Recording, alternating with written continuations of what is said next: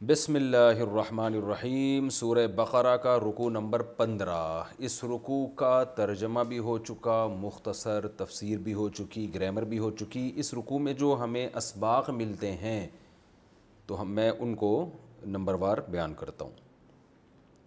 بسم اللہ الرحمن الرحیم۔ ایک سبق ہمیں یہ ملتا ہے کہ یا بنی اسرائیل اذکروا نعمتی التی انعمت علیکم۔ اللہ نے بنی اسرائیل کو نعمت کا بھی تذکرہ کیا اور ان کو آخرت کے عذاب سے ڈرایا بھی۔ تو اس کو کہتے ہیں کہ موٹیویشن کے لیے ہمیں دو ہی چیزیں چاہیے۔ ایک تو ہمیں چاہیے کہ ہم خالق کے احسانات کو سوچیں کہ اللہ نے ہم پر یہ احسانات کیے ہیں، تو احسانات کو سوچ کر بھی انسان کے دل میں محبت پیدا ہوتی ہے اور وہ عمل پر آمادہ ہوتا ہے۔ دوسرا، خوف پیدا کرنے کی ضرورت ہے۔ کسی کو بھی جب آپ کوئی چیز کسی عمل پہ لانا چاہیں نا تو اس میں دو چیزیں ہوں گی تو کام ہوگا۔ تو اپنی تربیت بھی ایسی ہوتی ہے کہ کسی کام کے نہ کرنے کا خوف کہ نہیں کیا تو یہ سزا ملے گی اور کیا تو یہ انعام ملے گا۔ تو بچوں کی تربیت ہو، کسی کی بھی تربیت ہو، ان میں دونوں پہلو سامنے رکھنے چاہیے۔ ایک سبق ہمیں یہ ملتا ہے کہ اللہ تعالیٰ نے ابراہیم علیہ السلام کو آزمایا اور ابراہیم علیہ السلام اس آزمائش میں پورے اترے۔ تو پتہ یہ چلا کہ بھائی اللہ تعالیٰ جب کسی کو آزماتے ہیں اور وہ آزمائش میں پورا اترتا ہے تو پھر اس کو نوازا جاتا ہے بہت سارے طریقوں سے۔ جیسے ابراہیم علیہ السلام آزمائشوں میں پورے اترے تو اللہ نے آپ کو بھی نوازا۔ تو ہم پر بھی دنیا میں آزمائشیں آ سکتی ہیں، اللہ ہم سب کو بچائے، ہم بڑے نالائق ہیں، لیکن بہرحال اللہ کی طرف سے آزمائشیں آتی ہیں تو یہ سوچ کے ان آزمائشوں کو پورا کرنا چاہیے کہ یہ تھوڑے دن کی آزمائشیں ہیں، اس کے بعد انعامات بہت زیادہ ہیں۔ اور پھر تیسرا فائدہ ہمیں یہ پتہ چلتا ہے کہ اللہ نے جب پیغمبر کو آزمایا ابراہیم علیہ السلام کو تو صلہ کیا دیا کہ میں آپ کو دنیا کا امام بناؤں گا۔ یہ نہیں کہا کہ میں آپ کو بہت سارے پیسے دوں گا، میں آپ کو بہت شہرت دوں گا، نہ نہ نہ نہ، امام بناؤں گا۔ کیا مطلب؟ کہ آپ کو لوگ فالو کریں گے۔ تو اس سے پتہ چلتا ہے یہ بہت بڑی اللہ کی طرف سے کوئی نعمت ہے کہ کسی کو دینی مقتدا اور رہبر بنا دیا جائے۔ تو اس سے آپ اپنے بچوں کو عالم بنائیں، خود بھی عالم بنیں اور دین میں مضبوطی پیدا کریں تاکہ لوگ آپ کو فالو کریں۔ تو لوگوں کا آپ کو فالو کرنا اور آپ کا اہل حق میں شمار ہونا، مقتدا اور رہبر بننا، یہ اللہ کا بہت بڑا انعام ہے جو اللہ نے ابراہیم علیہ السلام کو بطور نعمت کی دیا۔ یہ ہمیں تیسرا سبق ملتا ہے۔ چوتھا سبق ہمیں اس رکوع میں یہ ملتا ہے کہ جیسے ہی اللہ نے ابراہیم علیہ السلام سے فرمایا نا کہ میں آپ کو امام بناؤں گا، مقتدا اور رہبر بناؤں گا، تو فوراً ابراہیم علیہ السلام نے اپنی اولاد کے لیے بھی دعا کر لی۔ تو اس سے بھی پتہ چلتا ہے کہ اولاد کو اگر آپ کچھ بنانا چاہتے ہیں تو اس میں بھی سب سے بہتر راستہ یہ ہے کہ وہ نیک اور صالح بنے اور قوم کی مقتدا اور رہبر بنے، لوگوں کو صحیح گائیڈ کرنے والی بنے۔ تو یہ بہت بڑی نعمت ہے کیونکہ ابراہیم علیہ السلام کو پتہ ہے کہ میری اولاد اگر رہبر بنے گی تو اس کا بھی مجھے فائدہ ہوگا۔ تو اپنی اولاد کی بھی کے لیے انہوں نے پیسے نہیں مانگے کہ میری اولاد کو مال و دولت ملے، میری اولاد کو عزت ملے، شہرت ملے، نہ نہ نہ، اے اللہ جیسے تو مجھے لوگوں کا رہبر بنا رہے تو میری اولاد کو بھی لوگوں کا مقتدا اور رہبر بنا۔ تو یہ بھی پتہ چلتا ہے ہمیں اس سے۔ پانچواں فائدہ ہمیں اس سے پتہ چلتا ہے بیت اللہ کی اہمیت، کہ اللہ نے فرمایا ہم نے بیت اللہ کو لوگوں کے جمع ہونے کی جگہ بنایا ہے اور امن والا بنایا ہے۔ جب یہ آیتیں نازل ہو رہی تھیں اس وقت کتنے لوگ بیت اللہ میں آیا کرتے تھے، لیکن آپ دیکھیں قرآن کا معجزہ ہے، صدیاں گزر گئیں، 1400 سال ہو گئے، بیت اللہ میں رش کم ہونے کے بجائے بڑھتا ہی چلا جا رہا ہے۔ تو یہ آیت بھی آج پوری طرح قرآن کا ایک معجزہ ہے اور قرآن کی ایک پیش گوئی ہے جو آج بھی دنیا دیکھ سکتی ہے۔ چھٹا فائدہ ہمیں کیا حاصل ہو رہا ہے اس سے کہ اللہ نے ابراہیم علیہ السلام اور اسماعیل علیہ السلام کو حکم دیا کہ وہ اللہ کے گھر کو پاک صاف رکھیں۔ تو پتہ یہ چلا کہ بھئی اللہ کے گھر کو پاک صاف رکھنا یہ بھی بڑی فضیلت کی بات ہے۔ تو آپ بیت اللہ کی صفائی نہیں کر سکتے، کم از کم جو مسجدیں اپنے محلے کی ان کی صفائی کا آپ اہتمام کیا کریں، ان کو صاف رکھنے کی کوشش کیا کریں، یہ تمام اہل محلہ کی ذمہ داری ہے۔ اور یہ بھی پتہ چلا کہ مسجدیں صاف کی جاتی ہیں طواف کرنے والوں کے لیے، اعتکاف کرنے والوں کے لیے، رکوع اور سجدہ۔ طواف تو صرف مسجد حرام میں ہوتا ہے، لیکن عام مسجدوں میں رکوع اور سجدے ہوتے ہیں، اعتکاف بھی ہوتا ہے۔ تو اس سے ان عبادتوں کی فضیلت بھی ثابت ہوتی ہے کہ اسلام میں یہ عبادتیں طواف بھی ہے، اعتکاف بھی ہے، رکوع اور سجدہ بھی ہے جس کو نماز کہا جاتا ہے۔ تو اس عبادت کی فضیلت بھی ثابت ہوتی ہے۔ اور ساتواں فائدہ ہمیں یہ حاصل ہوتا ہے کہ ابراہیم علیہ السلام دعا مانگ رہے ہیں، اللہ اس جگہ کو شہر بنا دے اور امن والا بنا دے۔ تو اس سے پتہ چلتا ہے شہر کی فضیلت، کہ گاؤں ہونا یا چھوٹا قصبہ ہونا یہ کم درجے کی نعمت ہے اور شہر ہونا یہ بڑی نعمت ہے۔ تو اس لیے علماء کہتے ہیں کہ شہر کی زندگی کو گاؤں کی زندگی پر ترجیح دینی چاہیے، اس سے شہر کی فضیلت بھی ثابت ہوتی ہے۔ قرآن میں دوسرے مقام پہ بھی یہ فضیلت ثابت ہوتی ہے۔ یوسف علیہ السلام سے اللہ تعالیٰ نے فرمایا، یوسف علیہ السلام اپنے والد اور اپنی قوم سے فرما رہے تھے کہ وجاء بکم من البدوی، کہ اللہ نے آپ پر احسان کیا کہ گاؤں سے لے کر آپ کو مصر جیسے شہر میں لے آیا. تو اس سے پتہ چلتا ہے کہ شہری زندگی بھی اللہ کی ایک بڑی نعمت ہے، اس میں سہولتیں زیادہ ہیں، تعلیم کا عنصر زیادہ ہے، تہذیب اس میں زیادہ ہوتی ہے. پھر اللہ نے حضرت ابراہیم نے دعا مانگی اللہ اس کو شہر بنا امن والا. تو اس سے امن کی بھی اہمیت واضح ہوتی ہے کہ اسلام میں امن کی بڑی ویلیو ہے، کہ ابراہیم علیہ السلام جس علاقے کی سلیکشن کر رہے ہیں جو پوری دنیا کا اسلام کا مرکز بنے گی، اس کی سب سے بڑی کوالٹی یہ کہ اس میں امن ہونا چاہیے. تو اس سے کسی بھی علاقے میں امن کی ویلیو کا پتہ چلتا ہے، اور قرآن میں جگہ جگہ آتا ہے کہ اللہ فساد کو پسند نہیں کرتے. تو ہمیں بھی چاہیے کہ ہم امن کو فروغ دینے کی کوشش کریں. پھر ابراہیم علیہ السلام دعا مانگ رہے ہیں کہ ان کو رزق کی فراوانی دے. تو پتہ یہ چلا کہ بھائی رزق کی کثرت بھی برکت بھی اللہ کی ایک نعمت ہے. ایسے کام کرنا کہ آپ کی معیشت تباہ ہو جائے، لوگ بھوکے ننگے ہو جائیں، تو یہ اچھا کام نہیں ہے. اور کسی کو اللہ نے رزق کی فراوانی دی ہے تو یہ اللہ کی بہت بڑی نعمت ہے. ومن کفر فامتعہ قلیلا، اللہ نے فرمایا کہ جو کافر ہے اس کو بھی میں رزق دوں گا. تو اس سے بھی پتہ چلتا ہے کہ بھائی دنیا میں رزق اگرچہ نعمت ہے، لیکن اس نعمت میں مسلمان اور کافر دونوں برابر کے شریک ہیں. یہ غیر مسلموں کو بھی ملتا ہے، آخرت صرف مسلمانوں کو ملے گی. اور وَإِذْ يَرْفَعُ إِبْرَاهِيمُ الْقَوَاعِدَ مِنَ الْبَيْتِ وَإِسْمَاعِيلُ، اس میں بھی بیت اللہ کی فضیلت ہے اور مسجد تعمیر کرنے کی فضیلت ہے. اللہ نے اپنے اتنے بڑے پیغمبر اور ان کے بیٹے کے ذریعے بیت اللہ کی تعمیر کروائی. اللہ یہ بھی کہہ سکتے تھے ابراہیم علیہ السلام کو کہ آپ مزدوروں کو پیسے دے کے قبلہ تعمیر کروا لیں. نہ خود اینٹیں رکھ رہے ہیں. تو کہیں بھی مسجد تعمیر ہو تو اس میں کوشش کرنی چاہیے بنفس نفیس شرکت کریں، کیونکہ اللہ کا گھر تعمیر ہو رہا ہے. اور پھر ایک سبق ہمیں یہ بھی ملتا ہے کہ ابراہیم اور اسماعیل علیہ السلام اتنا بڑا کام کر رہے ہیں، اتنی بڑی عبادت، لیکن اللہ سے ڈر کتنا رہے ہیں. اللہ سے دعا مانگ رہے ہیں اللہ تو قبول کر لے. تو اسے کہتے ہیں ایمان امید اور خوف کے درمیان ہے. اتنا بڑا کام ہو رہا ہے اور ان کے اخلاص میں کوئی شبہ نہیں، پھر بھی اللہ سے دعا مانگ رہے ہیں کہ اللہ تیرا فضل ہوگا کہ تو اس کو قبول کر لے گا. تو اس سے ہمیں پتہ چلتا ہے کہ بھئی کوئی بھی نیک کام ہو تو ہمیں اللہ سے قبولیت کی دعا مانگنی چاہیے، اپنے عمل پہ اترانا نہیں چاہیے. یہ نہیں کہنا چاہیے کہ ہم نے تو اتنا اچھا کام کیا، یہ تو ہوگا ہی ہوگا، یہ تو قبول ہی ہوگا. نہ بھئی ڈرتے ڈرتے اے اللہ ہماری توبہ یہ اس عمل کو قبول کر لے، تو سننے والا جاننے والا ہے. اور پھر اللہ سے یہ بھی دعا مانگ رہے ہیں وجعلنا مسلمین لک ومن ذریتنا، ہمیں بھی فرما بردار بنا، ہماری اولاد کو بھی فرما بردار بنا، سب کو نیک بنا دے. اس دعا کو مانگنا چاہیے. اور وتب علینا، ہماری توبہ قبول کر. کیا مطلب؟ ہم سے اس بیت اللہ کی تعمیر میں اتنے اچھے عمل میں اگر کوتاہی ہو رہی ہے تو معاف کر دے. تو دیکھیں ہم نماز کے بعد جب سلام پھیرتے ہیں تو 3 دفعہ استغفار کہنے کا حکم ہے، استغفر اللہ استغفر اللہ. حالانکہ ہم نے عبادت کی ہے تو ہمیں یہ سکھایا جا رہا ہے کہ بھئی عبادت کا جو حق تھا وہ تم ادا نہیں کر سکتے تو اللہ سے توبہ استغفار کرو. تو ابراہیم علیہ السلام اپنے بیٹے کے ساتھ بیت اللہ بنا رہے ہیں اور کہہ رہے ہیں اللہ ہم سے جو کوتاہی ہو رہی ہے اس میں تو ہمیں معاف کر دے، ہماری توبہ قبول کر لے. یہ بڑا اعلیٰ مقام ہے اور یہ نیک لوگوں ہی کو نصیب ہوتا ہے. آج جو 4 باتیں سیکھ کے نا لوگوں میں تکبر پیدا ہو جاتا ہے، تو اس سے پتہ چلتا ہے تکبر بری چیز ہے. اور پھر آخر میں اس رکوع میں جو یہ دعا ہے کہ اللہ تو ایک پیغمبر بھیج دو ان پر ہماری آیات تیری آیات کی تلاوت کرے. تو اس سے پتہ چلتا ہے کہ رسول اللہ صلی اللہ علیہ وسلم ابراہیم علیہ السلام کی دعا کا نتیجہ ہیں. اور اللہ نے آپ کے دوسرے بیٹے اسماعیل ان کی اولاد میں پیغمبر کو پیدا کیا. تو اپنے لیے بھی یہی دعائیں مانگنی چاہیے. اب ہماری اولادوں میں پیغمبر تو نہیں ہو سکتے، آپ صلی اللہ علیہ وسلم آخری نبی ہیں، لیکن یہ دعا اللہ سے مانگنی چاہیے کہ اللہ میری اولاد میں نیک صالح لوگ پیدا کر جو لوگوں کو صحیح گائیڈ کریں، لوگوں کے رہبر بنیں. یہ بڑی فضیلت ہے. آپ کو پیسہ مل جائے اللہ کی نعمت ہے، لیکن اگر نیک اولاد مل جائے پیسہ نہ ملے یہ زیادہ بڑی نعمت ہے. اور پھر پیسہ بھی ہو نیک اولاد بھی ہو تو اچھی بات ہے. یعنی نیک اولاد یہ دولت سے بڑی نعمت ہے، جبکہ آج لوگ اولاد کی نیکی کو بڑی ویلیو نہیں دیتے، پیسے کو زیادہ ویلیو دیتے ہیں. تو پیغمبر اولاد کے نیک ہونے کو یا اولادوں میں نیک لوگوں کے پیدا ہونے کو زیادہ فوکس کرتے ہیں. اور آخری جو علمی نقطہ اس سے ہمیں پتہ چلتا ہے کہ پیغمبر کی ذمہ داری صرف قرآن دینا نہیں ہے، بلکہ قرآن یعلمہم الکتاب، کتاب سکھانا بھی ہے اور حکمت کی باتیں سکھانا اور تزکیہ. تو آپ دیکھیں صحابہ کرام جو تھے انہوں نے نبی سے صرف قرآن لیا نہیں ہے بلکہ سیکھا بھی ہے، اور حکمت لی نہیں ہے بلکہ حکمت سیکھی بھی ہے. حکمت کہتے ہیں حق اور باطل میں فرق کرنے کی صلاحیت پیدا ہو جائے آپ کے اندر، اس کو حکمت کہتے ہیں. کہ ایسی آپ کو گائیڈنس ملے کہ آپ کے اندر یہ ملکہ پیدا ہو جائے کہ آپ صحیح کو صحیح اور غلط کو غلط کہہ سکیں. تو یہ عمل باقاعدہ صحابہ نے سیکھا ہے.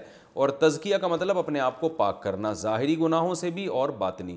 ظاہری گناہ ہے زنا ہے، شراب ہے، نماز قضا کرنا، شرک والدین کی نافرمانی، رشتہ داری توڑنا، یہ ظاہری گناہ. باطنی گناہ کیا ہے؟ حسد ہے، بغض ہے، کینہ ہے، تکبر ہے، جیلیسی، خواہ میں لوگوں سے، اور یہ سب چیزیں باطنی برائیاں ہیں. تو پیغمبر نے صحابہ کی ان برائیوں کو بھی یعنی باقاعدہ تربیت دی ہے ان کو. تو اب آپ سوچیں کہ جب صحابہ ڈائریکٹ قرآن نہیں سیکھ سکتے تھے بلکہ پیغمبر کے محتاج تھے، حالانکہ قرآن ان کی زبان میں نازل ہوا، تو اس سے پتہ چلتا ہے کہ تابعین صحابہ کے بغیر نہیں سیکھ سکتے تھے، تبع تابعین تابعین کے بغیر نہیں. تو یہ سلسلہ سینہ بسینہ اس وقت سے آج تک چلا آ رہا ہے. تو جو اس سلسلے سے منسلک ہوگا وہی اہل حق ہوگا. جو اس سلسلے سے ہٹ کے خود سے بولے گا میں قرآن سیکھ رہا ہوں، میں جو کسی سے سیکھنے کی ضرورت نہیں ہے، تو اس کا مطلب وہ اہل حق کی جماعت میں نہیں ہے، وہ لوگوں کو گمراہ کر رہا ہے. تو اس لیے جو آج کل لوگ پیدا ہوتے ہیں کہتے ہیں ہم نے قرآن کسی سے نہیں سیکھا، ہم خود سے سیکھتے ہیں. تو بھائی صحابہ خود سے نہیں سیکھ سکے تھے، ان کو نبی سے سیکھا ہے، پھر تابعین نے صحابہ سے. تو یہ سینہ بسینہ سلسلہ چلا آ رہا ہے. اس میں تزکیہ بھی ہے، علم و حکمت کی باتیں بھی ہیں، اور کتاب کا سیکھنا بھی ہے، سب کچھ اسی میں داخل ہے. بالکل ایسے ہی جیسے تلاوت قرآن کوئی خود سے نہیں سیکھ سکتا کہ تجوید کے قاعدے دیکھ لے اور کتابیں پڑھ کے تلاوت شروع کر دے. اس کو کوئی قاری چاہیے، کسی قاری کی قراءت سنے گا پھر اس کی نقل اتارنے کی کوشش کرے گا. تو جیسے اللہ نے فرمایا یتلو علیہم آیاتک، نبی قرآن کی تلاوت بھی کریں گے تو یہ تلاوت بھی نبی سے سیکھیں گے. تو اسی طرح تعلیم کتاب بھی نبی باقاعدہ سکھائیں گے. تو یہ علم سینہ بسینہ چلا ہے. صرف کتابیں جو ہے نا وہ معاون مددگار تو بنی ہیں، لیکن اس کا مطلب یہ نہیں ہے کہ انسان لوگوں سے مستغنی ہو جائے اور اب اس کو کوئی بندہ نہیں چاہیے سیکھنے کے لیے، بس وہ خود ہی سے، جس کو پشتوں میں کہتے ہیں بھائی اخپل طریقے سے سیکھے گا، ایسا نہیں ہوتا. تو یہ تو رکوع نمبر 15 تھا جس میں کچھ علمی نکات تھے جو میں نے آپ کے سامنے بیان کیے. اب ہم شروع کرتے ہیں رکوع نمبر 16، یعنی 16واں رکوع شروع ہو رہا ہے اور جو پہلے پارے کا آخری رکوع ہے. تو وہی ترتیب رہے گی، پہلے اس کا لفظی ترجمہ ہوگا اور ساتھ ساتھ مختصر گرامر، پھر اس کی تفسیر بیان ہوگی، اور پھر جو اس میں علمی نکات ہمیں ملتے ہیں وہ میں نمبر وار مختصراً بیان کروں گا.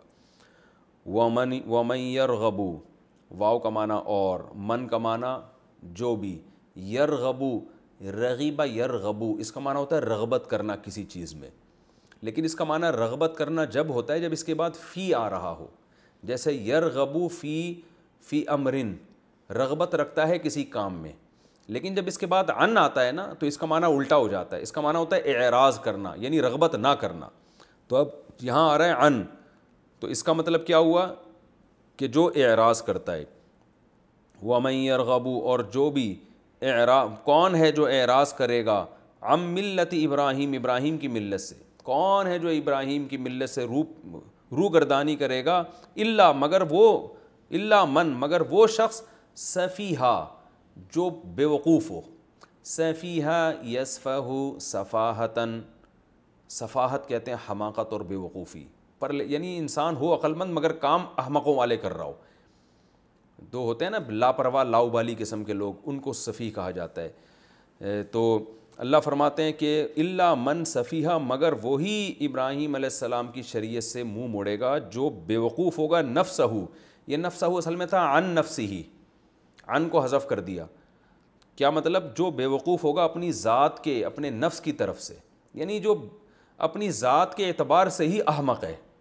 ایک احمق ہوتا ہے، حماقت وقتی طور پر کسی پہ طاری ہو جاتی ہے، ہر اچھا سمجھدار آدمی بھی کبھی کبھار کچھ الٹی باتیں شروع کر دیتا ہے. اور ایک ہوتا ہے اپنی ذات کے اعتبار سے ہی احمق ہو، بالکل ہی پرلے درجے کا نالائق ہو. تو اللہ فرماتے ہیں کون ہے جو ابراہیم کی ملت سے اعراض کرے گا، مگر وہی شخص کرے گا جو اپنی ذات کے اعتبار سے ہی احمق اور بے وقوف ہے. وَلَقَدْ، البتہ تحقیق، اصطفیناہ، ہم نے منتخب کر لیا ہے ابراہیم کو. اصطفیٰ کا معنی منتخب کرنا، اصل میں تھا اصطفایا، اکتسبہ کی طرح. تو نبی صلی اللہ علیہ وسلم کا نام ایک مصطفیٰ بھی ہے نا، جن کو منتخب کیا گیا، سلیکٹڈ. ہم نے ان کو منتخب کیا ہے فی الدنیا، دنیا میں بھی. وَإِنَّهُ، اور بے شک وہ ابراہیم، فی الآخرتی، آخرت میں، لَمِنَ الصَّالِحِينَ، لام تاکید کے لیے، من الصالحین، نیک لوگوں میں، آخرت میں بھی ان کا شمار نیک لوگوں میں ہوگا. وَإِذْ قَالَ رَبُّهُ، اِذْ قَالَ رَبُّهُ، جب کہا، قَالَ لَهُ رَبُّهُ، جب کہا اس ابراہیم سے ان کے رب نے، اسلم، اے ابراہیم فرما بردار بن جا. اسلم یسلم، اسلامن کا معنی ہوتا ہے اپنے آپ کو سپرد کر دینا. تو اسلم یہ جیسے میں نے بتایا تھا نا، یکرمو اصل میں تھا یو اکرمو، تو یسلمو ہوگا یو اسلمو، تو امر بنے گا اسلم. اسلم اے ابراہیم فرما بردار بن جا. قال ابراہیم نے فرمایا اسلم تو میں فرما بردار بن گیا لرب العالمین تمام جہانوں کے پالنے والے کے لیے، جو رب العالمین میں اس کے آگے فرما بردار بن گیا ہوں. ووصا بہا اور اسی کی، بہا کا معنی اسی بات کی کہ تم سب فرما بردار بن کے رہو، اسی بات کی وصیت کی. وصایا یوصیو توصیتاً سبح یسبح کی طرح ہے، اس کا معنی وصیت کرنا. اور اسی بات کی وصیت کی ابراہیم نے بنی ہی، ابن بیٹے کو، بنی اس کی جمع، بنی ہی اپنے بیٹوں کو، ویعقوب اور یعقوب نے بھی وصیت کی، اپنے بچوں کو. یعقوب علیہ السلام نے بھی اسی کی وصیت کی کہ اللہ کے فرما بردار بن کے رہو، اور ابراہیم علیہ السلام نے بھی. اور یعقوب علیہ السلام نے کیا کیا آگے وہ آ رہا ہے، یا بنیا اے میرے بیٹو. بنین، بنین کہتے ہیں بیٹوں کو، جمع ابن کی جمع بنین آتی ہے. اور بنیا میرے بیٹے، بہت سارے بیٹے ہیں میرے، اور ان کو آخر میں یا لگا دیا تو میرے بیٹے، اور نون آخر سے حذف ہو گیا. یا بنیا میرے بیٹو، ان اللہ بے شک اللہ تعالیٰ نے، یعنی یہ وصیت ابراہیم اور یعقوب علیہ السلام کی چل رہی ہے. اے میرے بیٹو ان اللہ بے شک اللہ تعالیٰ نے اصطفیٰ منتخب کیا ہے، وہی اصطفیٰ منتخب کیا ہے، لکم الدین تمہارے لیے ایک مخصوص دین. فلا تموتن، لا تموتو تم مرو نہیں، ماتا یموتو نصر ینصرو کی طرح، اس کا معنی مرنا موت سے. لا تموت، لا تموت تم مت مرو، لا تموتن یہ نون تاکید کے لیے، تم ہرگز مت مرو، الا مگر اس حال میں، وانتم مسلمون کہ تم ہو فرما بردار. تمہاری موت اس حال میں آنی چاہیے کہ تم اللہ کے مکمل فرما بردار بن کے رہو. آگے اللہ فرماتے ہیں ام کنتم کیا تھے تم، ام کا معنی کیا، کنتم کا معنی تھے تم، شہداء حاضر تھے، اذ حضرا جب حاضر ہوئی، یعقوب کے پاس، الموت موت. کیا تم اس وقت موجود تھے، تمہیں پتہ ہے کہ جب یعقوب علیہ السلام پر موت کا وقت آیا، اذ قال جب انہوں نے کہا، لی بنی ہی اپنے بیٹوں سے، ما تعبدون من بعدی میرے بعد تم کس کی غلامی کرو گے، کس کو فالو کرو گے، کس کے فرما بردار بن کے رہو گے. قالو تو سارے بیٹوں نے کہا، نعبدو ہم عبادت کریں گے، الہ کا آپ کے معبود کی، جو آپ کا معبود ہے یعنی اللہ، اس کی عبادت کریں گے. و الہ آبائی کا، آبا اب کی جمع آتی ہے، اب ابا کو کہتے ہیں آبا، باپ دادا، اور اس کی عبادت کریں گے جو آپ کے باپ دادا کا معبود ہے. وہ کون ہے، وہ آپ کے باپ دادا کون ہیں، ابراہیم و اسماعیل و اسحاق، ابراہیم بھی، اسماعیل بھی اور اسحاق بھی. اسحاق علیہ السلام تو ان کے جو ہے وہ یعقوب علیہ السلام کے جو بیٹے تھے نا، اسحاق علیہ السلام یعقوب علیہ السلام کے چچا تھے، تو چچا کو بھی دادا کی فہرست میں، باپ دادا میں شامل کیا جاتا ہے، یعنی ابا کے چچا بھی ظاہر ہے باپ داداؤں میں آ جاتے ہیں نا، تو اس لیے ان کو بھی ذکر کر دیا کہ ہم عبادت کریں گے آپ کے معبود کی اور آپ کے باپ دادا کے معبود کی، یعنی ابراہیم، اسماعیل اور اسحاق. الہ واحدہ اور وہ ایک ہی الہ ہے یعنی اللہ ہے، اس کی عبادت کریں گے، اس کو فالو کریں گے. وَنَحْنُ لَهُ مُسْلِمُونَ اور ہم صرف اسی کے فرما بردار بن کے رہیں گے. تو یہ بیٹوں نے ابا سے ایگریمنٹ کیا. اللہ فرماتے ہیں تِلْکَ أُمَّةٌ یہ ایک جماعت تھی، ایک قوم تھی، ابراہیم، اسحاق، اسماعیل، یعقوب علیہ السلام، ان کے بیٹے، یہ سب ایک لوگ تھے. قد خلت جو گزر چکے ہیں. خلا و یخلو کا معنی ہوتا ہے گزرنا، تو خلاوت تھا اصل میں، لیکن اس کو پڑھا جاتا ہے خلت. قد خلت یہ قوم گزر چکی ہے، لہا اس قوم کے لیے، ما وہ کچھ تھا، کسبت جو انہوں نے کمایا، وَلَكُمْ اور تمہارے لیے وہ کچھ ہے، ما کسبتم جو تم کماؤ گے. ضرب تم نے مارا، کسب تم نے کمایا، جو تم نے کمایا وہ تمہارا ہے، جو انہوں نے کمایا وہ ان کا ہے. وَلَا تُسْأَلُونَ اور تم سے سوال نہیں کیا جائے گا، عَمَّا ان کاموں کا، کانوا یعملون جو یہ کیا کرتے تھے. وقالو اور یہ یہود و نصارہ کہتے ہیں، کونو ہودن بن جاؤ یہودی، ہود یہودی کو کہتے ہیں. کونو کانا یکونو کا معنی ہونا ہے، کن امر کا صیغہ ہے، کونو اس کا جمع ہے کہ تم سب ہو جاؤ، ہودن یہودی ہو جاؤ، او نصارہ یا عیسائی ہو جاؤ، تہتدو تو ہدایت یافتہ ہو جاؤ گے. یعنی اللہ تعالیٰ یہود و نصارہ کا قول ذکر کر رہے ہیں کہ یہ کہتے ہیں کہ یہودی یا عیسائی بن جاؤ تو تم ہدایت یافتہ ہو جاؤ گے. قل اے نبی آپ ان سے کہہ دیجئے بل نہ بل کا معنی ہوتا ہے کسی کے کلام کو رد کر کے دوسرے کو کلام کو ثابت کرنا. بل وہی بالکل معنی ہے جو اردو میں بلکہ کا ہے نا, بلکہ نہ بلکہ ملت ابراہیم, ابراہیم کی ملت کو. کیا مطلب؟ فالو کرو ابراہیم کی ملت کو. حنیفہ, ایسی ملت جو حنیف تھی. حنف کا معنی ہوتا ہے مائل ہونا, ایک راستے سے ہٹنا. کیا مطلب؟ غلط چیز سے مائل ہو کر سیدھے راستے پر چلنا, اس کو حنیف کہا جاتا ہے. تو تم پیروی کرو ابراہیم علیہ السلام کی ملت کی جو بالکل باطل چیزوں سے ہٹ کر کس طرف مائل تھی؟ سیدھے راستے کی طرف. وما کان من المشرکین, اور ابراہیم نہیں تھے شرک کرنے والوں میں سے. قولو, ان سے کہہ دو اے مسلمانوں, یہ سب کو خطاب ہے کیونکہ قل نہیں ہے, قل کا معنی کہہ دیجئے, قولو کا معنی تم سب کہہ دو. اے مسلمانوں تم سب کہہ دو, یہود و نصارہ سے کہہ دو آمنا باللہ, ہم سب ایمان لائے اللہ تعالیٰ پر. وما, اور اس چیز پر بھی انزل الینا, جو ہماری طرف نازل کی گئی ہے. یعنی اللہ پر خالی پیلی کا ایمان نہیں ہے بلکہ اللہ پر کے ساتھ جو اللہ نے کتاب نازل کی قرآن, اس پر بھی ایمان رکھتے ہیں. وما, اور اس چیز پر بھی انزل الی ابراہیم, جو ابراہیم علیہ السلام پر نازل کی گئی, جو صحیفے نازل کیے گئے. و اسماعیل, اور جو اسماعیل پر نازل کی گئیں. و اسحاق, اور جو اسحاق پر صحیفے آسمانی کتاب جو آسمانی صحیفے نازل ہوئے. و یعقوب, اور یعقوب پر بھی. والاسباط, اور ان کی اولادوں پر بھی. سبت کہتے ہیں نسل میں پیدا ہونے والی اولادوں کو, اور اسباط اس کی جمع آتی ہے. یعنی یعقوب علیہ السلام کی اولادوں پر بھی جو کچھ نازل ہوا اللہ کی طرف سے ہم سب پر ایمان رکھتے ہیں. وما, اور اس پر بھی اوتی موسیٰ, جو موسیٰ کو دیا گیا, یعنی جو موسیٰ کو تورات دی گئی اس پر بھی. و عیسیٰ, اور جو عیسیٰ کو دی گئی کتاب یعنی انجیل, اس پر بھی ایمان رکھتے ہیں. وما اوتی النبیون, اور ان تمام چیزوں پر, اوتی اکرمہ کی طرح ہے, پیسو وائس ہے, اور ان تمام چیزوں پر اوتی النبیون, جو نبیوں کو دی گئی ہے, بربہم, اپنے رب کی طرف سے. ہم تمام پہ سب پہ ایمان رکھنے والے لوگ ہیں. لا نفرق, فرق یفرق تفریقا, ہم فرق نہیں کرتے بین احد منہم, ان میں سے کسی ایک کے درمیان بھی. تمام پیغمبروں پر ایمان ہے, کسی ایک کے درمیان بھی ہم تفریق نہیں کرتے.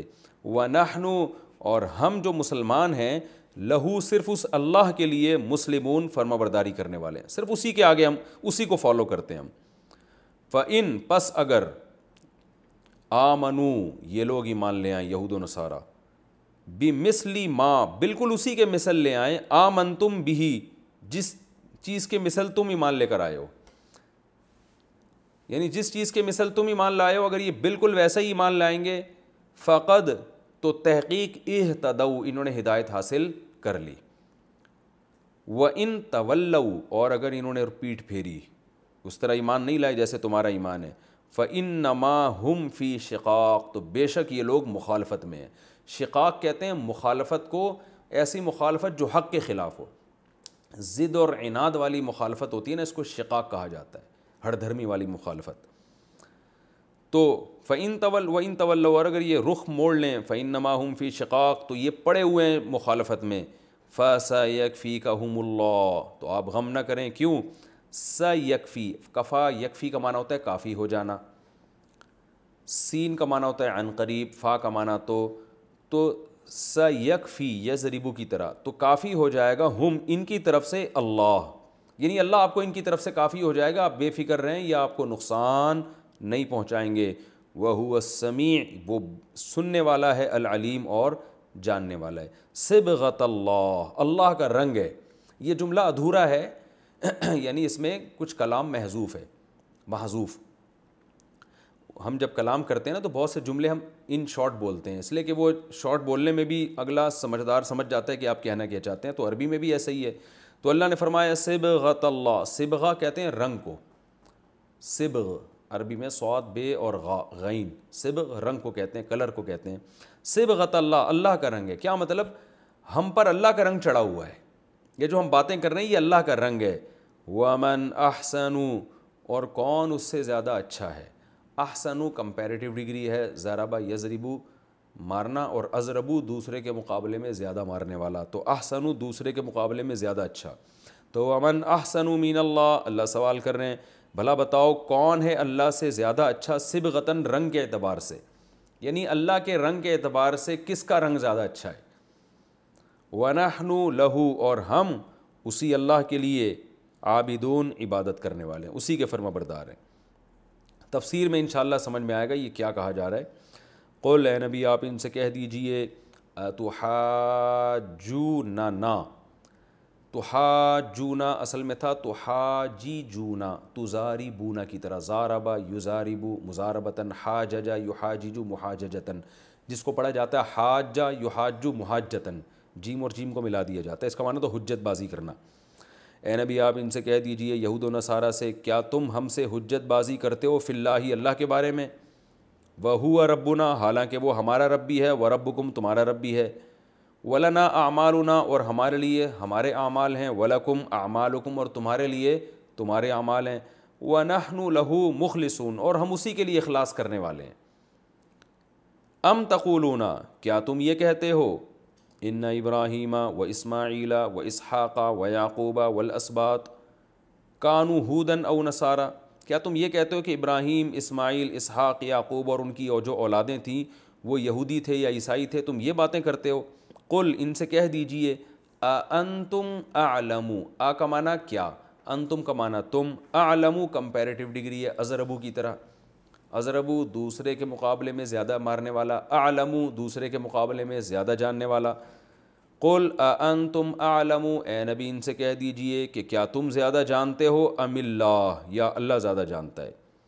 ومن اظلم، اور کون ہے، من کا معنی کون، من کا معنی جو بھی آتا ہے، من کا معنی کون بھی آتا ہے. بالکل جو انگلش میں ہو ہے نا، ہو کبھی جو کے معنی میں بھی آتا ہے اور کبھی کون کے معنی میں بھی آتا ہے، تو اردو میں بھی، عربی میں بھی ایسا ہی ہے. ومن اظلم، اظلم بھی کمپیریٹیو ڈگری ہے، اور اس سے بڑا ظالم کون ہے، من اصل میں تھا من، اس شخص سے زیادہ ظالم کون ہے. کتم شہادتن، کتم یکتیمو کا معنی چھپانا، اس سے بڑا ظالم کون ہے جو شہادت چھپا دے، عندہ اپنے پاس، من اللہ، اللہ کی طرف سے، یعنی اس کے پاس جو شہادت اللہ کی طرف سے موجود ہے، اس سے بڑا ظالم کون ہے جو اس شہادت ہی کو چھپا دے. وَمَا اللَّهُ، اور نہیں ہے اللہ تعالیٰ، بغافل، غفلت والا، عما تعملون، عما اصل میں تھا عن الگ تھا، ما الگ تھا، عما تعملون تمہارے اعمال سے، جو تم کر رہے ہو اللہ اس سے غافل نہیں ہے. تلک امتون، یہ جو ہم نے پیغمبروں کے واقعات بیان کیے، یہ ایک قوم تھی، قد خلت، یہ گزر چکی ہے، دوبارہ اسی کا تکرار، لہا ما کسبت، جو انہوں نے کمایا وہ ان کے لیے، ولکم ما کسبتم، اور جو تم کما رہے ہو وہ تمہارے لیے، ولا تسألون عما كانوا يعملون، اور جو کچھ یہ لوگ کیا کرتے تھے اس کے بارے میں تم سے سوال نہیں ہوگا. یہ تو اس رکوع کا لفظی ترجمہ ہو گیا اور اس کی مختصر گرامر ہو گئی. اب یہ سورہ یعنی جو پہلے پارے کا آخری رکوع ہے، اس کی انشاءاللہ میں تفسیر بیان کروں گا.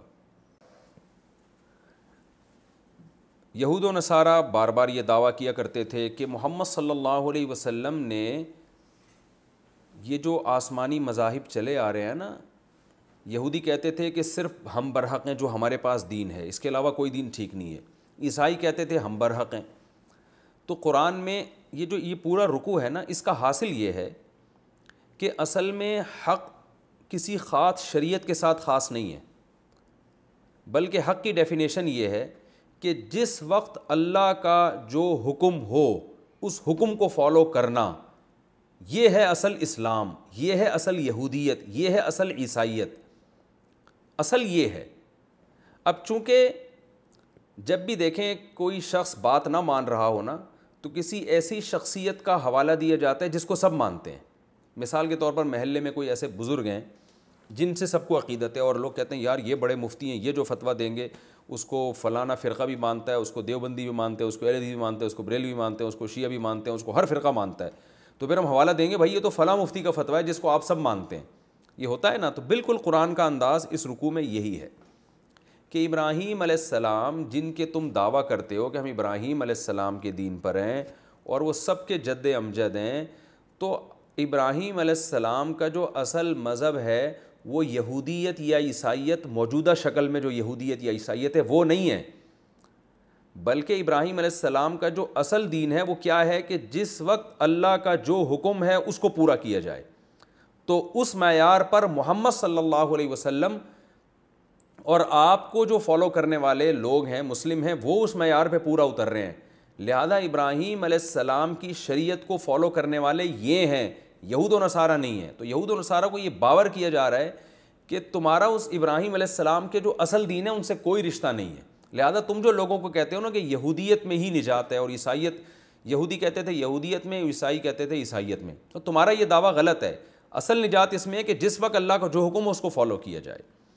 تو اسی بات کو اللہ نے بیان کیا, وَمَن يَرْغَبُ عَن مِّلَّةِ إِبْرَاهِيمَ. تم خود سوچو کہ جو شخص ابراہیم کی ملت سے اعراض کرے گا وہ وہی شخص ہو سکتا ہے جو دنیا کا سب سے بڑا بے وقوف ہو, جو اپنی ذات کے اعتبار سے بے وقوف ہو. کیونکہ مشرکین بھی ابراہیم علیہ السلام کو مانتے ہیں, مکہ کے مشرکین, یہودی بھی اور عیسائی بھی, تو اس پر تو سب متفق ہیں اور مسلمان بھی.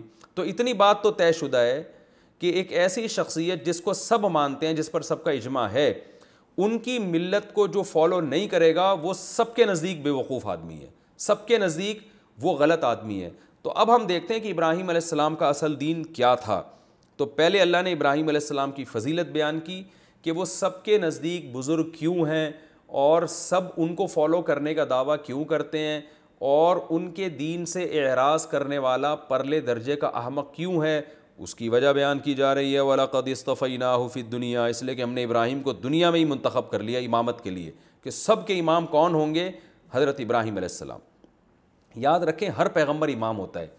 یہاں ابراہیم علیہ السلام کو اس لیے امام بتایا جا رہا ہے کہ ان میں امامت کا عنصر دوسرے پیغمبروں سے زیادہ ہے, کیونکہ ہزاروں پیغمبر آپ کی اولاد میں پیدا ہوئے ہیں. تو اس لیے اللہ نے ان کی امامت کو الگ سے ہائی لائٹ کیا ہے. تو اللہ فرماتے ہیں ہم نے آپ کو دنیا میں بھی منتخب کیا اور آخرت میں بھی آپ کا شمار نیک لوگوں میں ہوگا. اور اس وقت کو یاد کرو جب ان کے رب نے ان سے کہا ہے ابراہیم تو فرما بردار بن جا. تو ابراہیم علیہ السلام نے کہا میں رب العالمین کے لیے فرما بردار ہوں. تو کیا پتہ چلا کہ ابراہیم علیہ السلام کا اصل دین کیا ہے, یہودیت, عیسائیت یا اسلام جو اصطلاحی اسلام ہے وہ نہیں ہے.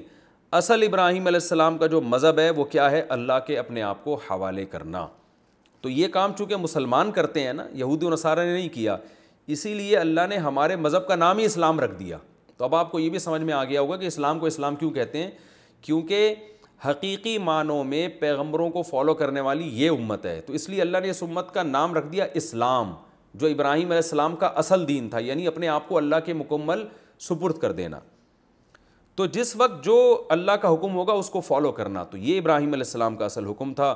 تبھی دیکھیں ابراہیم اصل حکم اپنی بیوی کو کسی میدان میں چھوڑ دینا یہ شریعت کا اصل حکم نہیں ہے, بلکہ اصل حکم کیا ہے, بیوی بچوں کا خیال کرنا, ان کو کھلانا. لیکن ابراہیم علیہ السلام کیا کر رہے ہیں, اپنی بیوی حضرت ہاجرہ کو کھلے میدان میں چھوڑ کر آ رہے ہیں. کیوں؟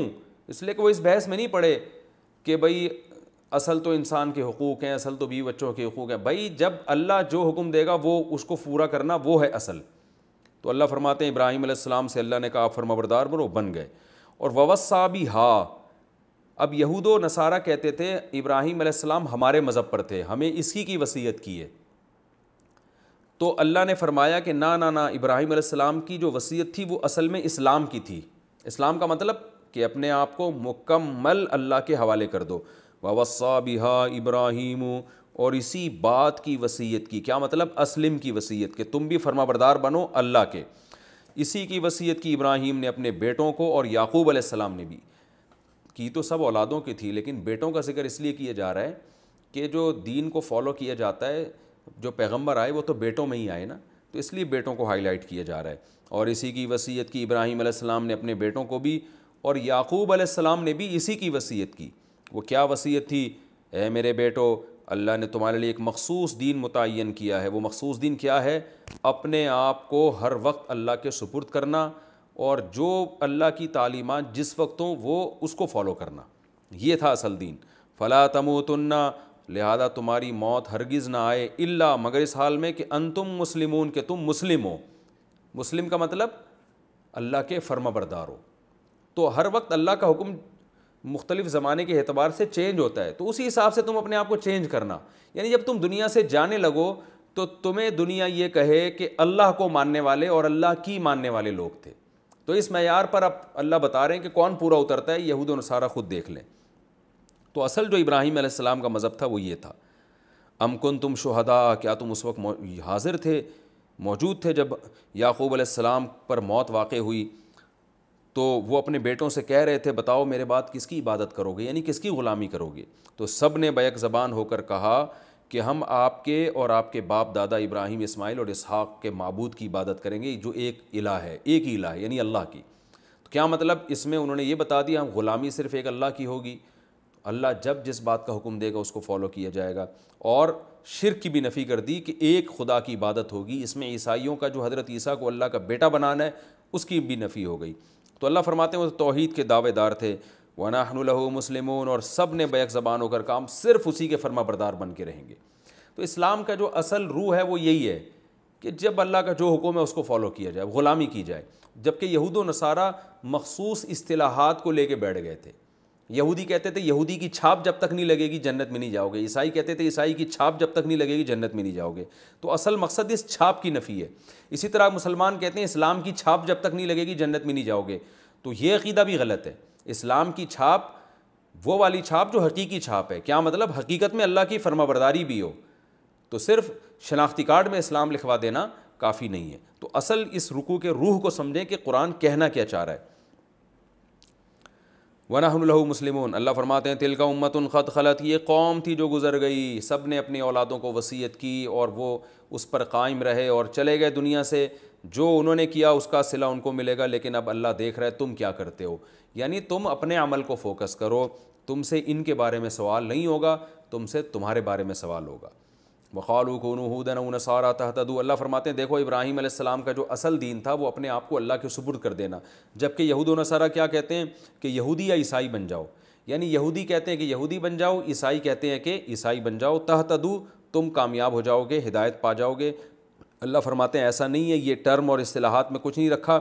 قل بل ملت ابراہیم حنیفہ، اصل میں تم نے فالو کرنا ہے ابراہیم علیہ السلام کے اس دین کو جو دین حنیف تھا، جو تمام باطل چیزوں سے کٹا ہوا تھا، اور اس باطل میں کیا ہے کہ اللہ کے غیر کی عبادت، تو اس سے تم نے ہٹ کر توحید کے راستے کو اور اللہ کی فرمانبرداری کے راستے کو فالو کرنا ہے۔ یہ اصل ابراہیم علیہ السلام کا دین تھا، اور اسی اصل پر موسیٰ علیہ السلام نے بھی بلایا اور عیسیٰ علیہ السلام نے بھی بلایا، جبکہ تم ایک مخصوص اصطلاح میں الجھ گئے ہو کہ یہودیت ضروری ہے، عیسائیت ضروری ہے، تو یہ ٹرم اور اصطلاحات سے کچھ نہیں ہوتا، عمل کو فوکس کرنا پڑے گا۔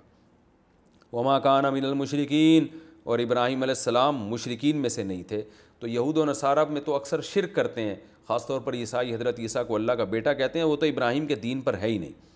اب قرآن بڑے زبردست انداز سے اہل ایمان کو کہہ رہا ہے کہ تم ان کو یہ بتا دو کہ جب بھی وقت کا نبی آئے گا ہم اس پر ایمان لائیں گے، جو جو وقت کے نبی آئے ہیں ہم نے سب پر ایمان لائے ہیں، اور ہم فرق نہیں کرتے کہ کسی پر ایمان لائیں اور کسی پر ایمان نہ لے کر آئیں، تو ہم پورے طور پر حقیقت میں اللہ کے فرما بردار ہیں۔ لہذا بتا دو قولوا آمنا باللہ، آپ ان سے کہہ دیں کہ کہہ دو اے ایمان والو، یہود و نصارہ سے کہہ دو آمنا باللہ، ہم اللہ پر ایمان لائے، وما انزل الینا، اس کتاب پر بھی جو ہم پر ہے اور جو ابراہیم، اسماعیل، اسحاق، یعقوب اور ان کی اولادوں پر نازل ہوئی، اور موسیٰ اور عیسیٰ کو جو تورات دی گئی، اور پیغمبروں کو اپنے رب کی طرف سے جو کچھ دیا گیا، معجزے اور کتابیں، سب پر ہم ایمان رکھتے ہیں، اور ان کسی پیغمبر میں بھی فرق نہیں کرتے۔ فرق کرنے کا مطلب کہ کسی پر ایمان لائیں اور کسی پر نہ لائیں۔ منکرین حدیث کہتے ہیں کہ پیغمبروں میں فرق جائز نہیں کہ فلاں پیغمبر کا فلاں سے اوپر درجہ ہے، فلاں کا نیچے، اس آیت سے وہ استدلال کرتے ہیں، یہ استدلال غلط ہے، اس لیے کہ تیسرے پارے کے شروع میں اللہ نے خود فرمایا تلک الرسول فضلنا بعضهم علی بعض، ہم نے بعض پیغمبروں کو بعض پر فضیلت دی ہے۔ اور قرآن میں خود ہی ایک جگہ پر اللہ کا ارشاد ہے کہ اہل ایمان پیغمبروں میں فرق نہیں کرتے، اور خود قرآن نے اس کا مفہوم بیان کیا کہ فرق نہ کرنے کا مطلب کسی پر ایمان لائیں کسی پر نہ لائیں، ایسا نہیں ہے۔ تو یہودی کیا کرتے ہیں کہ حضرت موسیٰ پر ایمان لا رہے ہیں، عیسیٰ پر نہیں لے کر آ رہے، عیسائی حضرت عیسیٰ پہ لا رہے ہیں، نبی صلی اللہ علیہ وسلم پہ نہیں لا رہے۔ تو جو اللہ کے خوف سے ایمان لے کر آئے گا تو وہ ہمارے تمہارے پیغمبر کا فرق نہیں کرے گا، وہ کہے گا کہ بھی جس کی نبوت بھی دلائل سے ثابت ہوگی میں نے اس پر ایمان لے کر آنا ہے۔ تو اس لیے اللہ فرماتے ہیں اے ایمان والو تم کہہ دو ہم تمام پیغمبروں پر ایمان لائے اور کسی میں بھی فرق نہیں کرتے، اور ہم اللہ کے فرما بردار ہیں۔ تو جو اللہ کا فرما بردار ہوتا ہے وہ تمام پیغمبروں پر ایمان لے کر آتا ہے۔ فَإِنْ آمَنُوا بِمِثْلِ مَا آمَنْتُمْ بِهِ، اللہ فرماتے ہیں پاس اگر یہ یہود و نصارہ ایسا ایمان لے آئیں جیسے تمہارا ایمان ہے، کہ کسی خاص پیغمبر کے ساتھ ایمان کو خاص نہیں کرنا ہے، بلکہ جس پیغمبر کی نبوت دلائل سے ثابت ہو جائے اس پر ایمان لے کر آنا ہے. تو ایسا اگر ایمان لے کر آئیں گے تو یہ ہدایت یافتہ ہے. وَإِن تَوَلَّوْا، اور اگر یہ نہیں لاتے فَإِنَّمَا هُمْ فِي شِقَاقٍ، تو یہ زبردستی کی مخالفت میں پڑے ہوئے ہیں. لیکن آپ پریشان نہ ہوں، اللہ کافی ہو جائے گا، جیسے کہ اللہ نے سب کو مغلوب کر دیا، اور اللہ سننے والا اور جاننے والا ہے. اور ان کو کہہ دیں اللہ کا رنگ ہے جس میں ہم رنگ گئے ہیں. تم ایک خاص مخصوص ٹرم اور اصطلاح میں الجھ گئے ہو اور ہم پہ اللہ کا رنگ چڑھ گیا ہے. یہ ایک کنایہ ہے، کہا جاتا ہے نا کہ وہ تو فلاں کے رنگ میں چڑھ گیا ہے، اس پہ فلاں کا رنگ چڑھ گیا، فلاں کے رنگ میں رنگ گیا ہے وہ. تو اللہ فرماتے ہیں کہ کہہ دو کہ ہم اللہ کے رنگ میں رنگین ہو گئے ہیں، اور اللہ کے رنگ سے بہتر کوئی رنگ نہیں ہو سکتا. لہذا ہم تمام پیغمبروں پر ایمان لے کر آتے ہیں. ایسے بھی نہیں کہ یہود و نصارہ کی مخالفت میں حضرت موسیٰ کا انکار کر دیں، اور ایسا بھی نہیں ہے کہ محمد صلی اللہ علیہ وسلم کی محبت میں غلو کر کے تمام پیغمبروں کا انکار کر دیں، اور یا کسی پیغمبر کی محبت میں کسی دوسرے پیغمبر کا انکار کریں. ایسا نہیں ہے، بلکہ اللہ کے رنگ میں ہم رنگ گئے ہیں، اور اللہ سے بہتر رنگ کسی کا بھی نہیں ہو سکتا. وَنَحْنُ لَهُ عَابِدُونَ، اور ہم اللہ ہی کی پوری فرما برداری کرتے ہیں. تو اصل مذہب جو ابراہیم علیہ السلام کا یہ ہے، مکمل اللہ کی غلامی. تو یہ رکوع ابھی آدھا باقی ہے، کچھ حصہ باقی ہے، یہ اگلے ایپیسوڈ میں انشاءاللہ اگلے حصے کی تفسیر، اور پھر اس رکوع سے جو ہمیں اسباق ملتے ہیں نمبر وار مختصراً وہ بھی میں اگلے ایپیسوڈ میں انشاءاللہ بیان کروں گا، اور پھر اس کے بعد ہم دوسرا پارہ شروع کریں گے. وَمَا عَلَيْنَا إِلَّا الْبَلَاغُ.